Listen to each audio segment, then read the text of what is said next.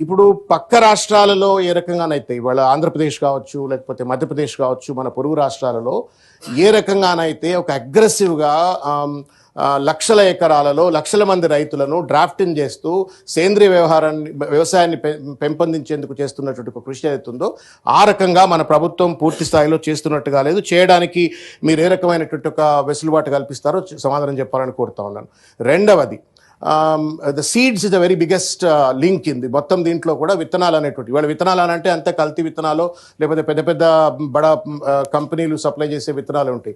ఈ సేంద్రియ విత్తనాలను ప్రభుత్వం సప్లై చేయడం కోసం what kind of the measures that government is taking, దయచేసి అది కూడా మంత్రి గారు సమాధానం చెప్పాలని చెప్పని కోరుకుంటా ఉన్నాను.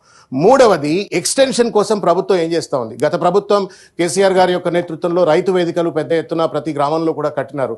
వాటిని వినియోగించుకోనైనా సరే రైతు వేదికల ద్వారా రైతులను ఎడ్యుకేట్ చేయడం కోసము, ఈ సేంద్రియ వ్యవసాయాన్ని పెంపొందించడం కోసం ఏ రకమైన చర్యలు చేపడతారో దయచేసి అది చెప్పాలని చెప్పని కోరుతా ఉన్నాము. తర్వాత ఇంకొక ముఖ్యమైన విషయం ఏంటంటే అధ్యక్ష, 30 సెకండ్స్ సప్లిమెంటరీలో ఓన్లీ 2. నేను కొత్తవాడిని అధ్యక్ష, కాబట్టి నాకు కొంత వెసులుబాటు ఇస్తే ఇవ్వండి అధ్యక్ష. ఇది ప్రజలకు సంబంధించింది అధ్యక్ష, రాజకీయాలకు సంబంధించింది కాదు అధ్యక్ష. దయచేసి శ్రావణ్ కుమార్ గారికి బాగా సభలలో మాట్లాడే మంచి నైపుణ్యత ఉంది, దాంట్లో ఏమీ అనుమానం లేదు.